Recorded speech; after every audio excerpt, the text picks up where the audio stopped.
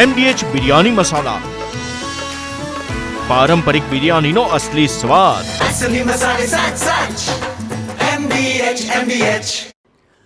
અમદાવાદમાં વધુ એક ગુનેગારના ગેરકાયદે મકાન પર બુલડોઝર ફરી વળ્યું છે, જ્યાં નરોડાના મુઠિયા ગામની કુખ્યાત બુટલેગરના ગેરકાયદે મકાન પર આ કાર્યવાહી કરવામાં આવી છે। આપણે જણાવીએ કે 3 માળના ગેરકાયદે મકાન પર આ બુલડોઝર ફેરવવાની કામગીરી કરવામાં આવી।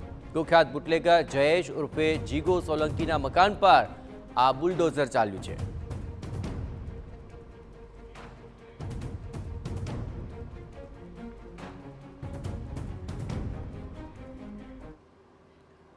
અને આખી કાર્યવાહી પર વધુ વિગતે વાત કરવા માટે જોડાઈ રહ્યા છે ટીવી 9 સંવાદદાતા મિહિર સોની। મિહિર, આખરે બુટલેગરની આ ગેરકાયદે મિલકત છે, કઈ પ્રકારની આ મિલકત છે અને આ બુટલેગરના કયા કયા એવા ગુનાહિત ઇતિહાસ છે કે જેને લઈને આ બુલડોઝર ફેરવવાની કામગીરી હાથ ધરાય છે? મિહિર,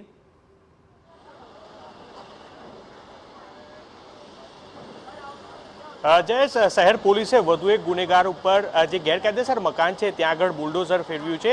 એટલે આ અમદાવાદના નરોડા ગામનો 32થી વધુ ગુનાનો આરોપી છે કે જે જયેશ ઉર્ફે જીગો સોલંકી, કે જેના ગેરકાયદેસર મકાન હતું 3 માળનું મકાન, તેના ઉપર બુલડોઝર છે તે અત્યારે હાલ ફરી વળ્યું છે। એટલે આ 3 માળનું ગેરકાયદેસર મકાન છે તે અત્યારે હાલ તોડવામાં આવી રહ્યું છે। આ દ્રશ્યો જોઈ શકાય છે કે જે નરોડાના મુઠિયા ગામમાં આવેલું જે આ કુખ્યાત બુટલેગર જયેશ ઉર્ફે જીગો સોલંકીનું આ મકાન અત્યારે હાલ તોડવાની કામગીરી છે AMC ને સાથે રાખી અને તોડવાની કામગીરી છે તે ચાલી રાખી છે। હાલ આ જે કુખ્યાત બુટલેગર જયેશ ઉર્ફે જીગો સોલંકી છે તેના વિરુદ્ધમાં નરોડા પોલીસ સ્ટેશનમાં 32થી વધુ ગુના છે તે નોંધાઈ ચૂક્યા છે અને તેને તેના વિરુદ્ધમાં પ્રોહિબિશનના ગુના જે સૌથી વધારે છે, સાથે તે પોલીસ ઉપર હુમલો કરવાની ટેવ છે તે ધરાવે છે। ત્યારે તાજેતરમાં જ નરોડા પોલીસ દ્વારા BNS 111 હેઠળ જે ગુનો નોંધવામાં આવ્યો કે જે સંગઠિત ટોળકી બનાવી અને આ ગુનો છે તે કરતા હતા। તેના 3 ભાઈઓ છે કે જેમાં આ બુટલેગર જયેશ ઉર્ફે જીગો, અનિલ ઉર્ફે કાલી અને પ્રદીપ ઉર્ફે પદ્યો જે ભેગા મળી અને રાજ્ય બહારથી દારૂ લાવી અને એક આખી સિન્ડિકેટ બનાવી અને ગુજરાતમાં દારૂ ઘુસાડતા હતા। જે મામલે ગુનો છે તે નોંધવામાં આવ્યો હતો। જોઈ શકાય છે કે તેને આ ગેરકાયદેસર બાંધકામ છે આખું ઊભું કરવામાં આવ્યું હતું જે 3 માળનું, અત્યારે હાલ તેને તોડવાની કામગીરી છે તે ચાલી રહી છે। હાલ તમામ જે ગુનેગારો હોય છે આ ગુનેગારોના ગેરકાયદેસર મકાનને લઈને અત્યારે કાર્યવાહી છે તે કાર્યવાહી કરવામાં આવી રહી છે। ત્યારે જયેશ, અમદાવાદ શહેરમાં જે આ જ રીતના ગુનેગારો હોય છે તેની સામે ગેરકાયદેસર બાંધકામને લઈને અત્યારે આ રીતની કાર્યવાહી છે તે કરવામાં આવી રહી છે। ત્યારે બીજી બાજુ જ આ કુખ્યાત બુટલેગર જયેશ ઉર્ફે જીગો સોલંકી છે તેની પાસેથી જે તેના બેંક ટ્રાન્ઝેક્શન જોતા જ 1.5 થી 2 કરોડના ટ્રાન્ઝેક્શન છે તે મળી આવ્યા છે। એટલે તેને પોલીસ દ્વારા ઈડીને પણ જાણ છે તે કરવામાં આવી છે। આપણી સાથે અત્યારે હાલ ACP રાઠવા મેડમ છે, તેની સાથે વાત કરશું। મેમ, કઈ રીતની કાર્યવાહી છે તે કરવામાં આવી? આ જે આરોપી છે જયેશ, એના ઉપર ઓલરેડી પ્રોહિબિશનના ગુના દાખલ થયેલા છે, 20થી વધારે ગુના દાખલ થયેલા છે। તપાસ કરતાં એના ઉપર જે આ અત્યારે ઘર છે એ ઘર વહીવટીતંત્ર તથા AMC પાસેની ડિટેલ મંગાવતા ગેરકાયદેસર બાંધકામ જણાઈ આવતા હાલ AMC તથા વહીવટીતંત્રને સાથે રાખી અને એનું જે ગેરકાયદેસર મકાન છે એ તોડી પાડવા માટેની કાર્યવાહી હાલમાં ચાલુમાં છે। મેમ, આખું આ સિન્ડિકેટ બનાવી અને ગુના આચરતો હતો તેના 3 ભાઈઓ કઈ રીતનું આખું ગુના કરતો? મોસ્ટલી આના ઉપર જે ગુના દાખલ થયેલા છે એ પ્રોહિબિશનના ગુના દાખલ થયેલા છે। પોલીસે એના ઉપર પણ કડક કાર્યવાહી હાથ ધરેલી છે અને તમામ ગુનાના ઉપર પણ એના ઉપર કડક કાર્યવાહી કરી પોલીસ હવાલે તથા કસ્ટડીમાં મોકલેલ છે। અને જે પણ એના વધુ મિલકતની તપાસ કરતાં જણાઈ આવતા કે આ મકાન ગેરકાયદેસર છે તો એને પણ તોડી પાડવાનું કામ અત્યારે હાથ ધરવામાં આવેલ છે। હાલ અન્ય પણ ગેરકાયદેસર જે મકાન છે તેને પણ તોડવાની કામગીરી છે તે ચાલી રહી છે। આપણી સાથે ઝોન 4 DCP મેડમ છે, કાનન દેસાઈ મેડમ, તેમની સાથે મેમ, કઈ રીતનું ગેરકાયદેસર બાંધકામ તેને વસાવેલું હતું, સાથે જ આ સિન્ડિકેટ આખા સભ્ય જે આખો ગુનો આચરતા?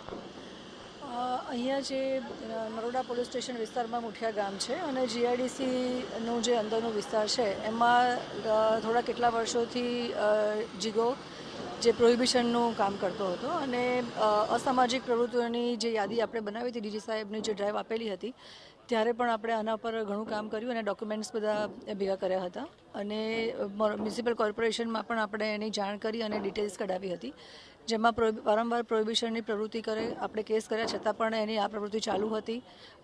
કેટલીક વખત અગ્રેસિવ રૂપ ધારણ કરી અને પોલીસની સામે પણ થવાની પ્રવૃત્તિને માનસિકતાવાળો છે, અગ્રેસિવ વ્યક્તિ છે, જેના કારણે સમાજમાં પણ એક ખરાબ અસર ઊભી થઈ રહી હતી. જે આપણી 100 કલાકની યાદી બનાવવાની હતી અસામાજિક તત્વોની, એમાં આપણે આના પર કામ ચાલુ કરેલું હતું જિગા ઉપર.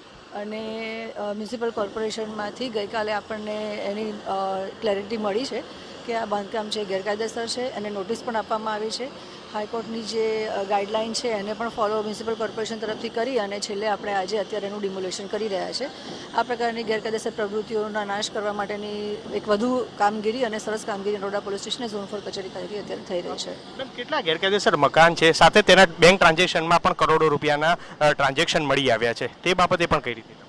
એ બાબતે અત્યારે અમારી હાલ તપાસ ચાલુ છે, એટલે હું વધુ વિગતવારની માહિતી એક વખત આવેથી આપીશ. પરંતુ એના બેંક એકાઉન્ટ્સ છે, અગાઉ એના કયા ટ્રાન્ઝેક્શન્સ થયા છે, કોની સાથે એનું ઇન્વોલ્વમેન્ટ છે, કઈ પ્રકારની આ રીતની એણે મિલકત વસાવી છે, એની પણ અમારી અત્યારની તપાસ અને ફાઇલ ચાલુ છે.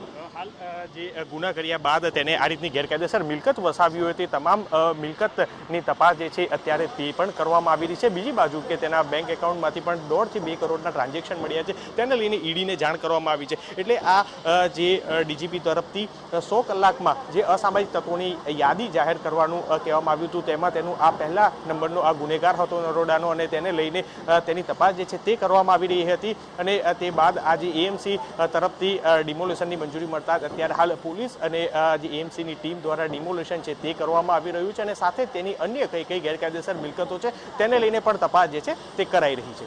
જયેશ.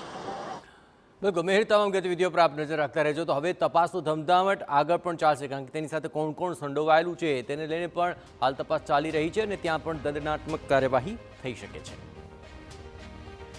MDH કિચન કિંગ મસાલા રસોડામાં હોય તો આપણે કંઈ પણ બનાવી શકીએ છીએ. રીંગણાનો ઓળો, બટેટા ફુલાવર, ભીંડી મસાલા અને બીજું ઘણું બધું. MDH